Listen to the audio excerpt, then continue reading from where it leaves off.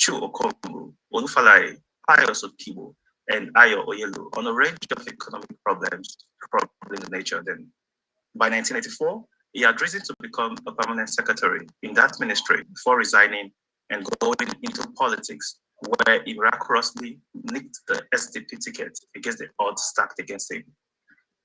From the experience gathered at Otolito, they were valuable when Ezeife emerged as the second elected civilian governor of the old Anambra State and the first civilian governor of the new Anambra State. From all indications, his tenure as governor was a resounding success, as it brought a unique wealth of experience and sound academic expertise and pedigree to bear in moving that state to a much higher level than he met it. Subsequent government of Anambra have built on his inerasable legacy. He remarkably recorded a number of achievements in his less than 15 months in the state. He attempted to tackle Anambra's infrastructural debt, healthcare challenges, and industrial growth using such models, while he championed the Akuru Law Think Home initiative, a forerunner to the massive investment the state boasts of today. In the 2019 lecture, he reiterated that the Igbo must have a strong home base like Israel to be useful to Nigeria. Another major feature of the Ezeife administration was his ability to get the federal government, under the then leadership of General Ibrahim Babangida, to assume ownership of the Anambra State University of Technology and the Anambra State Polytechnic, which were later renamed to Nnamdi Azikiwe University and the Federal Polytechnic, OCO, respectively. The objective was to ensure the survival of these institutions of learning through the military regime by having access to obviously deeper federal funding. The image of an Eastern Magai, his white beard sought to stand him out among the class of 92-93 governors who find themselves as helmsmen in their states during IBB's democratic experiment in Nigeria. Following the unfortunate time in that republic with the annulment of the presidential election held on the 12th day of June 1993, Ezeife stood up to be counted as one of those who courageously called for the validation of the election and respect for the popular will as expressed by the Nigerian people in the announced results. He actively associated with and joined other patriots in agitating for the release from political detention of the winner of that election, Chief Moshood Abiola, and demanded the restoration of the mandate to Chief MKO Abiola, while a number of SDP leaders sold out on the struggle. Ezeife stood alongside other patriots who looked Abacha in the face and told him to do his worst. Beyond the Nadeko project, Ezeife positively touched many lives in diverse ways. Apart from the chieftaincy title of Okwadike Igbo, he also bagged numerous chieftaincy titles in many parts of the country, including Garkonwa Fika in Yobe State in Hausa language. Garkonwa translates to the shield, and also Akentolu Boye of Ebaland from the Yoruba Southwest region. Other statesman Segun Oshoba recalled that the late Ezeife and other Igbo leaders initiated the handshake across the Niger to foster collaboration between the people of the Southeast and the Southwest. According to him, the former Anambra governor supported the winner of the 1993 presidential election. He added that Ezeife was a champion of truth and fully stood with Nadeko. In his book, Battle Lines, Adventures in Power, the seasoned administrator, Oshoba, recalled that as they mobilized against the regime, there were several formal and informal groups formed by people working for the actualization of the June 12th mandate. Oshoba was in a small group with Dr. Ezeife and Chief John Oyegun, as well as Doyin Okupe. The major organization that emerged in this period, which helped to shape the anti-military and pro-democracy movement, was Nadeko. When General Sani Abacha, the then head of state, could no longer tolerate the relentless anti-military campaigns, he bared his fangs against members of the coalition. Many of them, including the incumbent president, Bola Ahmed Tinubu, went into exile. But the most courageous of the Nadeko members remained in Nigeria, daring the junta to do their worst. One of those who refused to japa was Dr. Chukwuemeka Ezeife. The military, like soldiers they were, actually did their worst and visited their wrath on the likes of Ezeife. Okwadike's businesses were marked out and comprehensively ruined. by the military federal government. This was in an attempt to force Dr. Ezeife to abandon the Nadeko struggles, but he would not budge. He said that the late Ezeife was among those who started the handshake across the Niger. Ezeife was later to team up with these same progressives to form the Alliance for Democracy, AD, in the Fourth Republic, September 1998, becoming a presidential candidate on its platform. He, however, narrowly lost to his bosom friend, Fulani. By 2003, he again vied to be the presidential candidate of the United Nigeria People's Party, but lost to the first civilian governor of Old Anambra State, Chief Jim Wombodo. The handshake across the Niger, which he and his fellow Igbo kinsmen initiated by reaching out to their Yoruba compatriots in the Southwest in forging a pan-Nigeria alliance, which contributed in no small measure in easing the military from public space, ushered in the democracy we enjoy today. The newly elected president of that Fourth Republic, Chief Olusegun Obasanjo, needed little prompting and wasted no time in appointing Chief Ezeife as his political advisor, a position he served meritoriously to the admiration of all. His mature, calm quality and informed advice on that bit has been severally acknowledged by his then principal, Obasanjo. This is to Ezeife's eternal credit.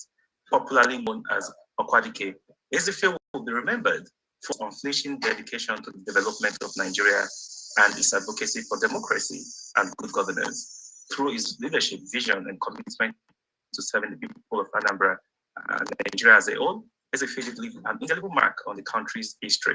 In his final days, he dedicated his life to advancing the cause of the Igbo nation and equitable inclusion of marginalized groups in the national life of Nigeria, alongside other leaders of thought, like Professor Ben Wampoeze and Mbazulike Amechi.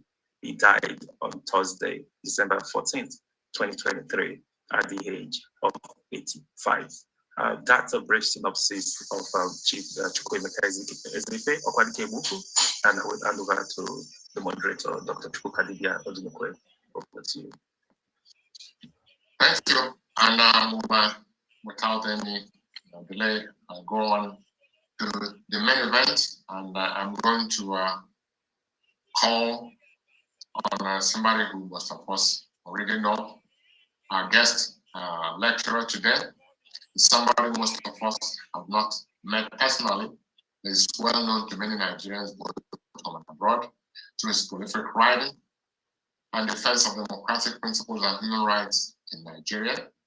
Dr. Nwankwo Ezeife is the Odogwu of Ibuzo, the traditional generalissimo of Ibuzo town, Delta State, a radical historian, Africanist scholar, prolific writer, author, civil rights activist, political affairs analyst.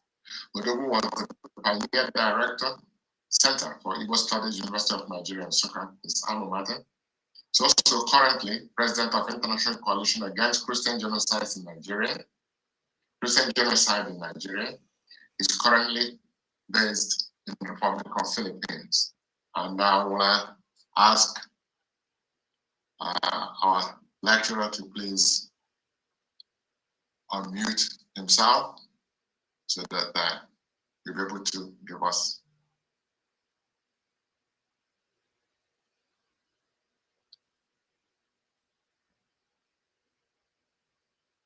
Have you been able to unmute yourself?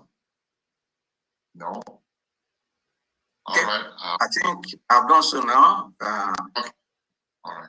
Thank you very much, moderator, and thank you, gentlemen, for giving me this opportunity to speak on our problem, the problem of Nigeria generally, through the ages of a notable Igbo patriot, Okwadike, Dr. Chukwuemeka Ezeife.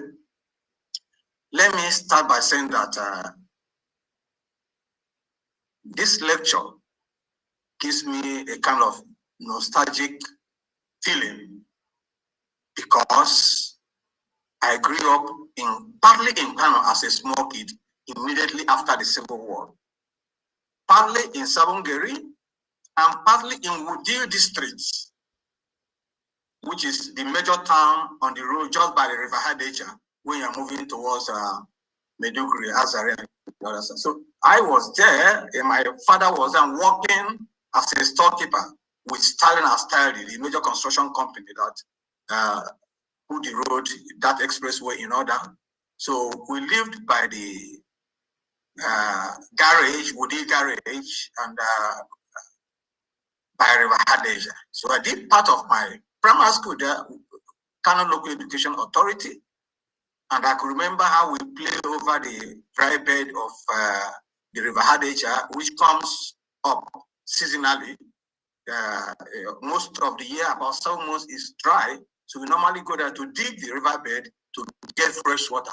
We used to run across the river to the Emir's, Kano of Emir's, Emir of Kano's guest house, just the other side. I could remember how I used to trek from the garage to my primary school, just by the Friday market, turning right through the half dug or half covered burial ground cemetery into my school. And beyond my school, you don't have the Kano State Government Technical College and Government TTC, Teachers Training College then. I remember when my Arabic teacher, because he could not understand this, an atom of English language, asked my class prefect, my class monitor to flog me. And I beat up my class prefect, and they gathered some 10 boys and they beat me up. I got home, my mother went to the Alikari, they covered the whole thing up. When I came back in the evening, they sent a small kid to spit on me. The small kid spat on me. I looked at him, small kid, and I knew that something was, was offing. And my younger sister then with me looked at me. I looked at her. I moved again. This little kid spat on me. The next time I maneuvered through the bush back to my home. As soon as I got home, I didn't report to my mother because my father was off to work. My sister reported to my mother, and when my father came, my mother reported the matter immediately. The following 2 days, I was packaged back home to continue my primary school and secondary school. So I've got my own personal experience of life. And even throughout my secondary school days, I continue to spend my long holidays in Kano, Sabongari, where my uncle lived and where my parents lived there before my father was eventually transferred to Bringwari, from Bringwari to Dandumi, from Dandumi to Lagos, from Lagos to Nsukka, and Nsukka back to Lagos before his retirement. So I also had a very close friend, a Fulani, who during my secondary school wrote me a letter and told me that his uncle said he should not befriend an irony, that if he continues to be my friend, we stop training him. And that was how I ended that friendship with my close Fulani friend. So I understand the basic sentiment, the basic situation, the basic relationship between the Fulani and their Igbo counterparts. Muslim Fulani and their Igbo counterparts. Understand it. So when I'm speaking most of the time, many people will not know that I was actually speaking from my own personal experience as a kid. So that is situation. And I am glad to be given the opportunity to respond to the last inaugural lecture, 50th inaugural lecture of Usman Danfodi. Let me start by saying, again, without the least equivocation, that this lecture is dedicated to somebody who does not know me, but I know him. And that person is no other person than the current Prime Minister of the State of Israel, Benjamin Netanyahu, who has proved beyond all reasonable doubt that terrorism has consequences. And the consequences did not obey the third laws of Newton's third law of motion.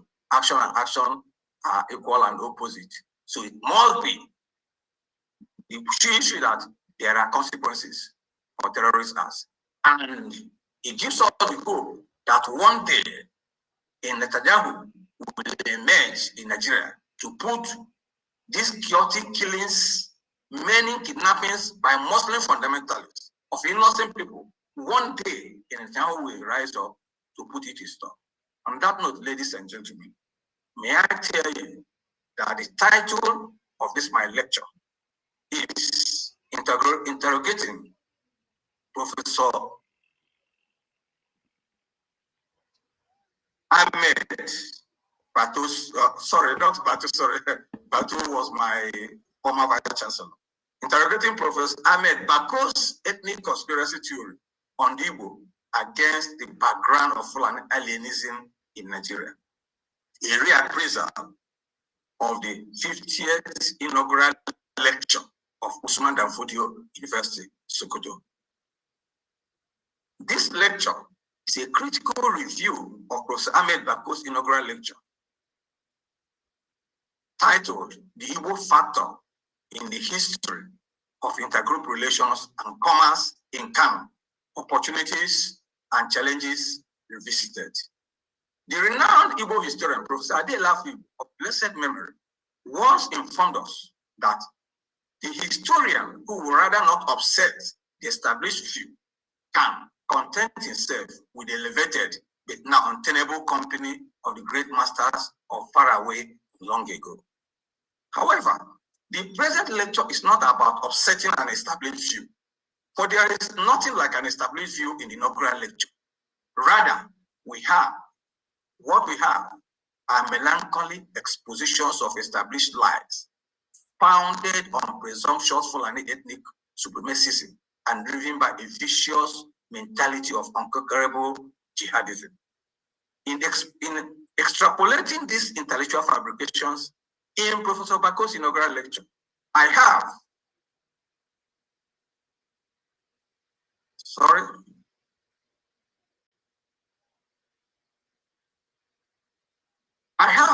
decided to structure the present response into 5 broad sections. The first section deals with introductory elements. The section deals with structural abuse of the historical process. The third deals with what I described are the fundamental lies of Professor Ahmed Bako. The fourth section deals with what I refer to as the truth Professor Ahmed Bako either refuses to tell or does not know. While the fifth section deals with the conclusion. In the bid to drive home the historical facticity of his propositions, Professor Bako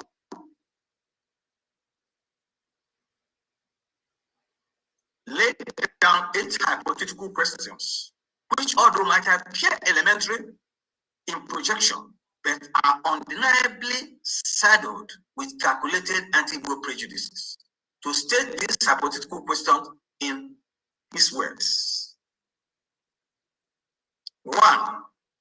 As a student of history, it is pertinent for me to start by asking some fundamental questions regarding how and why did Igbo come to Kano in the first place.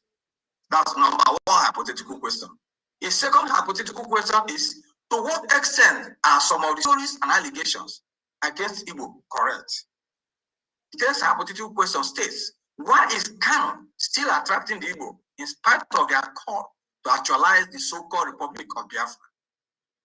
The fourth hypothetical question goes thus, why have they been successful? I mean, the Igbo, why have they been successful in quite a number of enterprises? The fifth, what happened to the Igbo community in Kano during the Civil War? Sixth, did the Civil War that forced the Igbo to leave Kano a blessing to the Kanawa? Seventh, what factors favored the Igbo in post-Civil War years to build what some scholars and Igbo commercial empire in Kano? And finally, the eighth, will the Igbo ever leave Kano?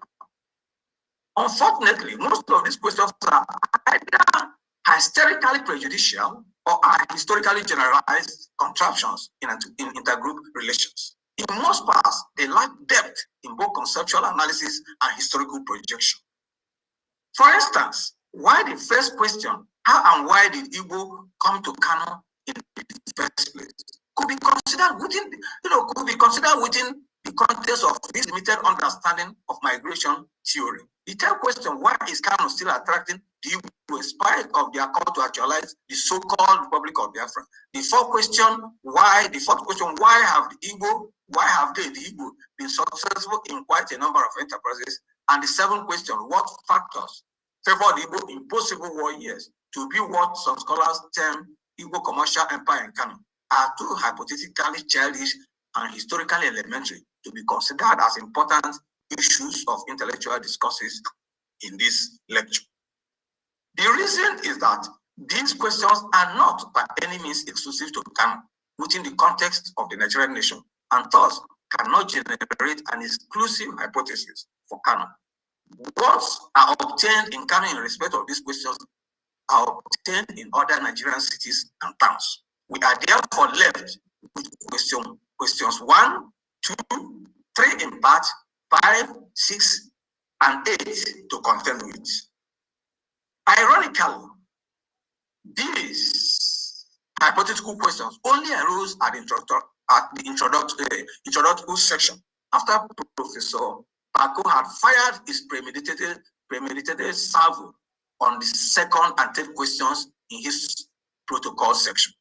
We shall therefore approach the questions from their relative importance within defined time and space, rather than seriatim as dictated above.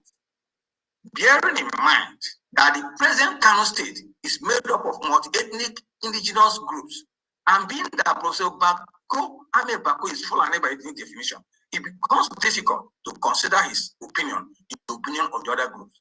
In other words, this present lecture will consider whatever opinion or assumption postulated by Professor Bako in his inaugural lecture as advancing the exclusive political interests of the Fulani ethnic group, and not those of the entire indigenes of Kano. It needs to be stated that except for the Fulani rural immigrants, both indigenous Hausa and other related groups have no problem relating with their Igbo strangers in Kano. E.W. Prof once described the Hausa as an industrious and placid people who never allowed alien domination seriously to disturb their way of life.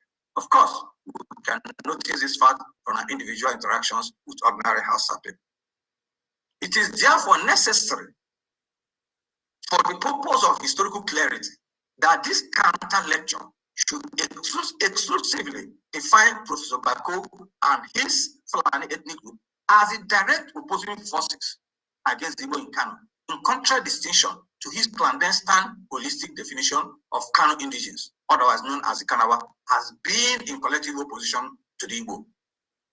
The reason is obvious. The indigenous inhabitants of Kano State, who are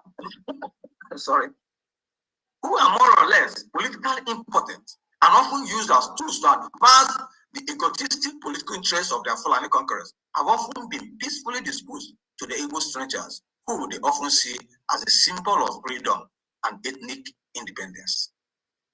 Ethnically, the present Kano state is made up of what could broadly be defined as 5 indigenous groups.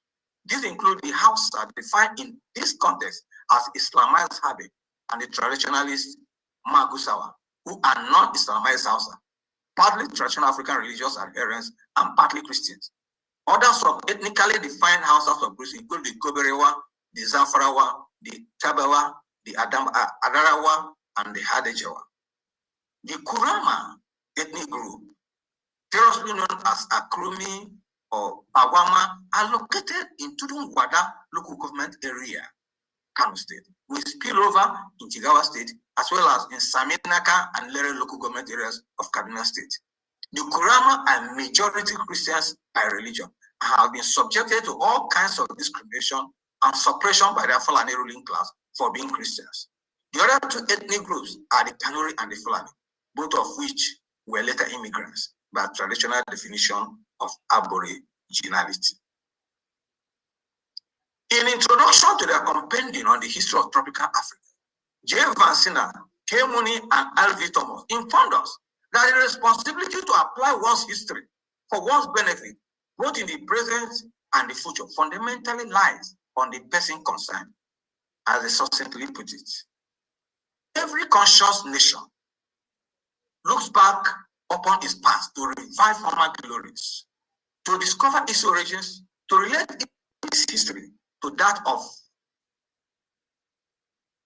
other parts of the world to arrive at a knowledge of his political, economic, and other systems.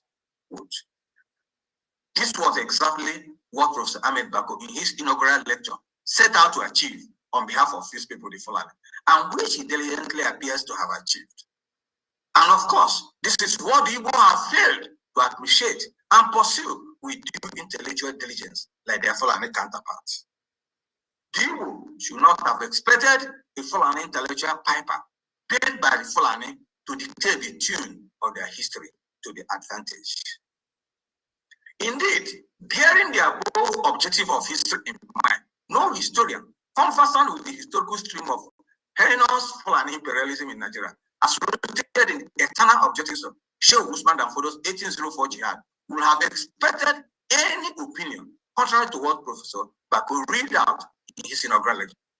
There could therefore be contradictions in facts, but not contradictions in objectives in Professor Bako's inaugural lecture.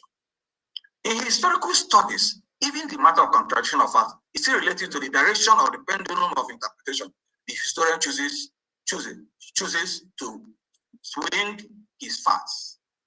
Professor Bako understood this objective and absolutely went ahead to deliver them within the closet of his Fulani value system, driven by the calculative weaponization of historical consciousness. As Professor M.G. Smith rightly put it, there is no doubt that the ruling Fulani, particularly in Sokoto province, have actively nourished and reinterpreted the memory of the jihad, and especially the charisma of Usman Dan Fodio in ways politically serviceable to their rule. The renowned Nigerian historian, Professor Ezeife, defines historical consciousness as mass awareness that exists in a time continuum, that there is a relationship between his existence or state of being now and how and at what level he existed in the past or yesterday. Afibo further informed us that in the study of the movement of historical consciousness in Africa, we are concerned to study how man has used this awareness of a causal relationship between his being in the present and his being in the past. Judging from the above theoretical historical model copiously advanced for Afibo, it stands as a theoretical truism that most Nigerian leaders, as well as the led, except of course the inner circle of the Fulani ruling oligarchy, neither strongly understand nor appreciate the grave consequences or a lack of historical consciousness to the corporate existence of Nigeria, vis-a-vis its use as a tool for resolving the problems of the present. As Soji Omotunde, then writing for the African Concord, rightly put it, a nation that is not ready to learn from the pitfalls of the past is one existing on borrowed time. It might, sooner or later, exhaust all the luck earmarked for it in the catastrophic free fall that will follow. Not even those who presume they are enjoying today will be spared. Even Wole Soyinka, Professor Wole Soyinka, has to share this admonition against the tendency of Nigerians and their leaders to recklessly obscure the attitudes and actions. The importance of history to the development process of Nigeria in the following words. History matters, quoting Wole Soyinka. History matters. Records are not kept simply to assist the weakness of men, they operate as guides to the future, unquote. It is the abuse of the importance of history by the Igbo that the Fulani have often predicated their horrendous grip on political power in Nigeria against all factorial determinants of political algebra. There is therefore no doubt that the Fulani in Nigeria as a group, strongly conscious of the historical justification of their continuing existence and laws of political manner called Nigeria, will do anything within the framework of their political machinery to create all the necessary enablement in political, religious, economic, socio-cultural, and psychological terms to cling to the political power. Thus, it did not matter to the Fulani if Alhaji Abubakar Atiku challenge President Muhammadu Buhari. All that matters to them is that not only must a Muslim Fulani be the president of the Federal Republic of Nigeria, but that if not Fulani, such a president must be one who will be easily manipulated to dance to the tune of Fulani political music. Let's move to section 2, titled Structural Abuse of the Historical Process. There are 3 basic structural elements any professional historian assessing any work of history, like the present inaugural lecture by Prof. Ahmed Bako, or related disciplines, will first look at before going into the main text. The first is the title, the second is the table of contents, and the third is sources and bibliography, otherwise known as references. Beginning with the title, the Igbo factor in the history of intergroup relations and commerce in Kano, opportunities and challenges revisited. Is structured in accord. That title is structured in accord with the thematic traditions of modern historical scholarship. But when the same title is compared with the thematic focus of the work within the text, it becomes an intellectual aberration. In other words, the work does not present any factorial analysis of intergroup relations between the Igbo and other ethnic groups in Kano. Rather, it is a despicable narration of Igbo intent to dominate and appropriate the resources of their Kano roots, and a derisive expression of Fulani historical hatred of Igbo, with care regard to the underpinning factor of positive Igbo contributions to Kano economic development. The opportunities conveyed by subtitle profoundly describes the Fulani opportunities in appropriating the war Igbo investments and property in Kano by the Fulani political leadership during the Civil War.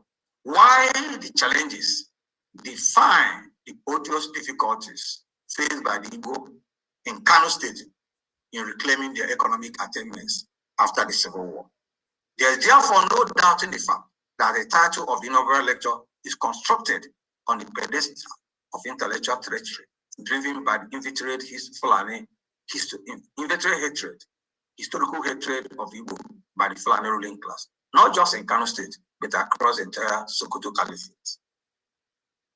This intellectual treachery, woven in intellectual dishonesty, is profoundly conveyed by the clumsy and monotonous character of the table of contents, in which the clandestine omitted fundamental factors of Igbo ethnic experience in Kano State, i.e., religion and anti-Igbo riots, in addition to religiously orchestrated murders of innocent Igbo individuals in Kano. The deliberate omission of these two topical issues of intergroup relations in Kano State in particular, and the Muslim North in general, could indeed be likened to discussing Israel-Palestinian relationship without the October 7, 2023 atrocious Hamas massacre of defenseless Israelis. How can a professor of Nigerian history like Ahmed Bako discuss Igbo intergroup relations in Kano State without the 1953 Kano anti-Igbo riot? In fact, as Ezeife Albert Olawale Abba rightly observed, the relationship between the two groups has been frequently characterized by violence. Between 1953 and 1991, various riots took place in Kano involving the Kanawa and the residents of Sabongari. In most cases, the Kanawa were the aggressors. Until the 1982 religious riot, the Kanawa had often spared the lives of other non-Igbo Sabongari immigrants. As the Olawale Albert further informed us that at the end of the 1953 anti-Igbo riot in Kano, which indeed started as a political conflict between the Fulani-led Northern People's Congress, NPC, and the Yoruba-led Action Group, AG, over a motion for Nigeria's independence moved by Honorable Anthony Nehru that lasted 4 days. 36 people were officially recorded as killed and 241 wounded, out of which 75% were identified as Igbo. These figures were, however, contradicted by a petition by the Just Branch of Igbo Union, which asserted that 46 Igbo victims lost their lives, with one community losing 8 people. Indeed, the leader of Yoruba Community and Action Group in Kano only confirmed 3 Yoruba indigenes killed in that 1953 anti-Igbo riot. Was Professor Ahmed Bako telling us that the above episode was not worth mention or brief description in his horrendous historical exegesis in intergroup relations. Furthermore, a critical and unbiased historian with professional integrity cannot discuss intergroup relations between Igbo immigrants and Kanawahos without the mention of 2 Kanawa indigenous or the duplicitous historical note, General Murtala Mohammed and his maternal uncle and former minister of the First Republic, Alhaji Mohammed Inuawada, both of whom instigated and supervised the 1966 Igbo pogroms in Kano and the wider Makan region, with Murtala Mohammed elevating that iniquitous wickedness against Igbo to the October 7, 1967 Gori Asaba massacre during the Nigerian Civil War, in which over 2,000 defenseless Asaba indigenes were slaughtered in cold blood. This was how Ruth first described the unholy alliance of wickedness between the wicked nephew named Murtala Mohammed and his wicked uncle named Inu Awada in their horrendous bid to exterminate Igbo, not only Kano, but in the entire northern Nigeria. I'm quoting Professor Ruth First, an expert in Nigerian crisis. Former Minister of Defense and MPC Treasurer Inu Awada was ideally placed to do this. He had close contacts with northern officers, having been responsible for the promotion of many of them. He was related to the most aggressive of the Northern Army Hawks, Colonel Mohammed Murtala, who was the NPC's instrument among the military, and had at his disposal large funds from both NPC's treasury and his personal fortune with which to back influence. Unquote. Does Professor Bako similarly feign ignorance of the October 1991 anti-evangelist Debunking riot against Igbo in Kano that subsequently led to mass exodus of the Igbo from Kano? My mother's only brother, who survived the Nigerian Civil War as a Biafran soldier and was employed by Blackwood Lodge Nigeria Limited Kano, died in the course of his relocation from Kano following 1991 anti-Igbo riot against evangelist Debunking's crusade. The intensity of the 1991 anti-Igbo riots was such that President Ibrahim Babangida had to abandon the summit of Commonwealth of Nations taking place then in Harare, Zimbabwe. According to the report of Newswatch issue of October 28, 1991, more than 500 people were killed with countless numbers injured. All the shops along Galadima Street, Court Road, and other major streets housing Igbo businesses were destroyed and looted. In addition, over 300 major vehicles, more than 300 motorcycles, mostly belonging to the Igbo and other Christians, were destroyed. For the first time in the history of anti-Igbo riots in Kano, the Igbo decided to fight back, which prompted quick government intervention. On October 6, 2020, Yinka Oduma came asked one pertinent question with incisive revelations which has not yet been contradicted. That question was, who beheaded Akaluka? In 1995, the present embattled emir of Kano, Muhammad Sanusi II, then known as Sanusi Lamido Sanusi, and later governor of the Central Bank of Nigeria, was said to have led a group of 9 fanatical Kano Wahhabi Muslims who falsely accused a young Igbo trader named Gideon Akaluka of blasphemy and consequently mobilized irate Muslim mob who murdered him. Gideon Akaluka, who was initially arrested by the police and placed in protective prison custody, was pulled out from the prison custody by Emir Sanusi and his girls under the watch of the security agencies and murdered in cold blood. He was subsequently beheaded and his head was hung on a spike in trophy fashion and paraded along the major streets of Kano under the leadership of Emir Muhammad Sanusi II. It was for this reason that Emir Sanusi was clamped in detention for 2 years by General Sani Abacha. On June 2nd, 2016, an Igbo female petty trader at Kofar Wambai Market and wife of a Deeper Life Bible Church pastor at No Man's Land Town, Mrs. Bridget Abahime, was murdered in the presence of her husband by a Kanawa Muslim mob over a false accusation of blasphemy.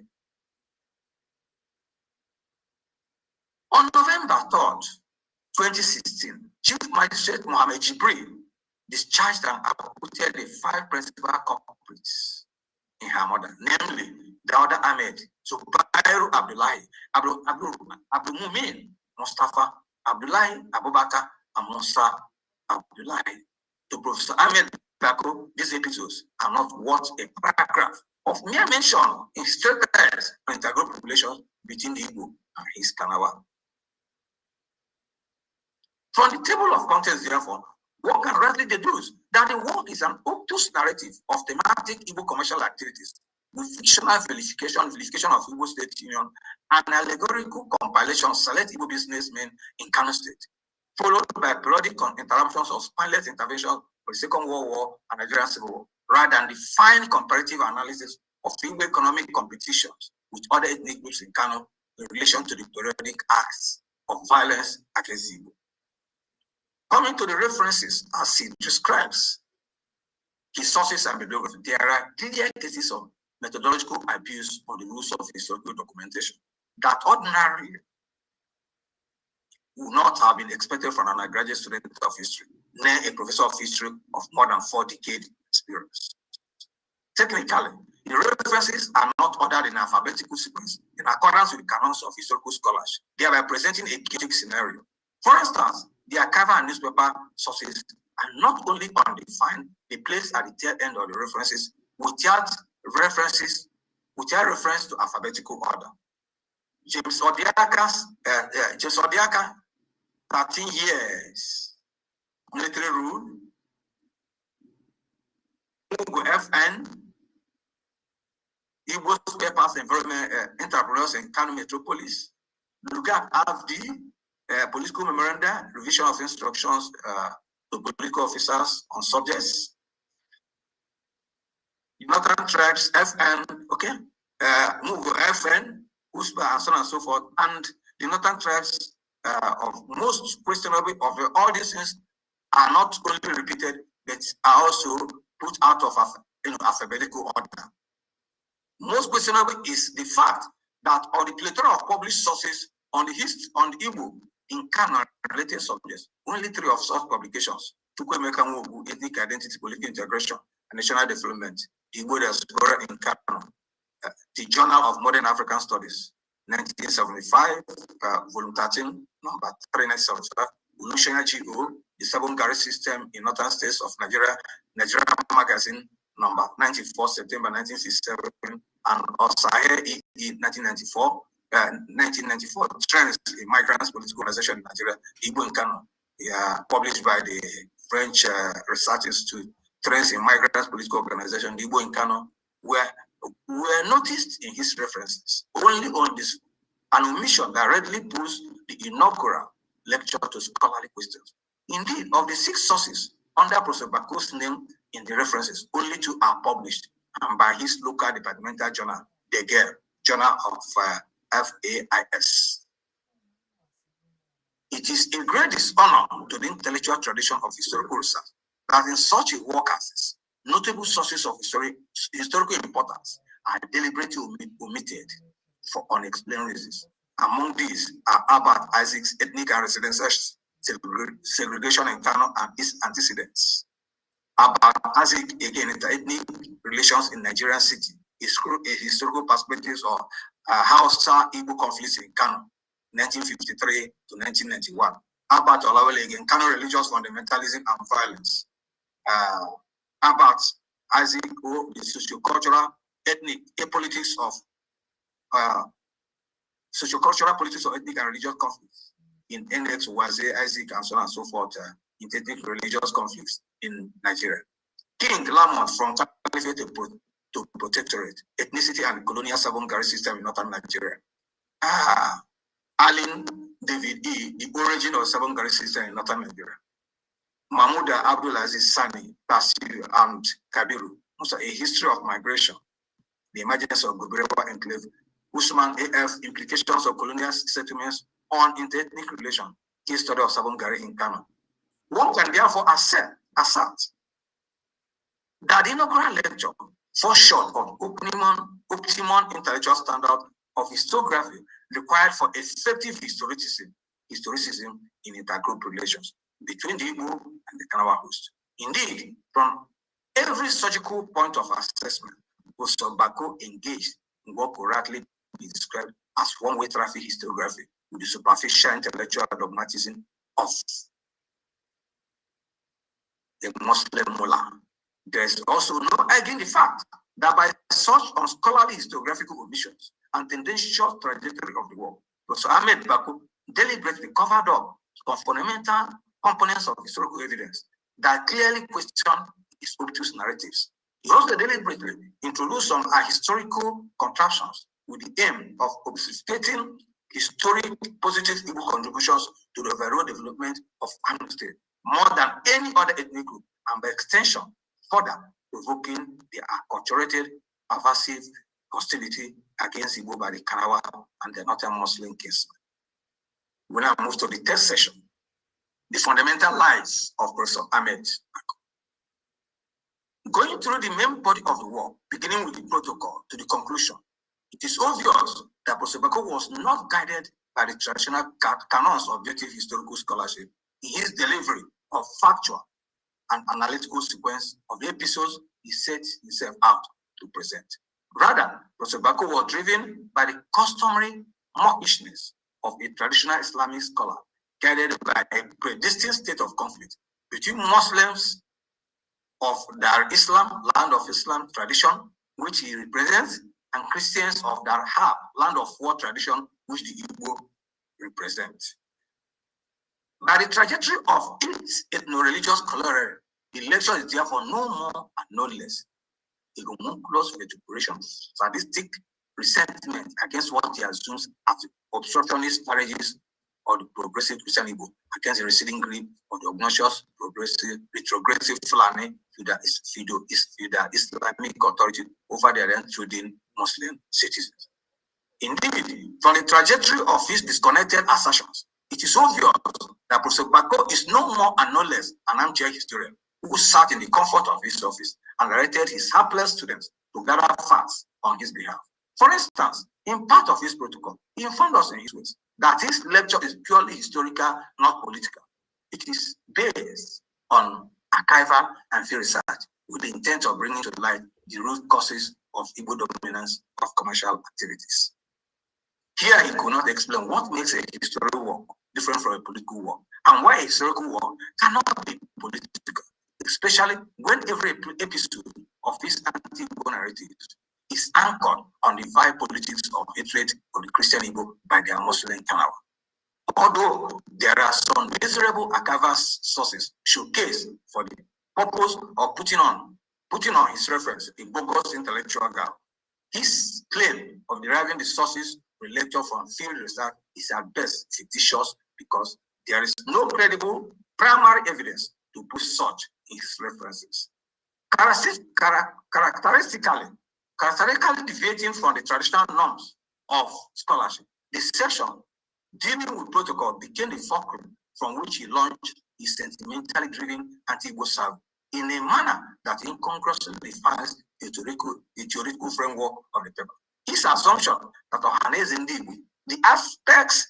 Igbo, the apex socio-cultural Igbo organization, is one of the current separatist organizations in Nigeria, proves that Professor Bako was grossly intellectually restricted in his knowledge of the people he set out to study. Unfortunately, as a professor of Nigerian history, Professor Bako was unable to provide one single citation, either credible or fictitious, to support this claim. As a professor of Nigerian history, if not guided by vile ethnic prejudices, Professor Bako should have known that Biafra is not only a ethnic historical concept, geopolitically defined by the defunct eastern region of Nigeria, that does not attract all members of the Igbo ethnic group. There are members of the Igbo ethnic group in Delta and Edo states in southern Nigeria, Kogi and Benue states in northern Nigeria, who were neither part of the defunct eastern region and Biafra, nor part of the present southeast geopolitical zone.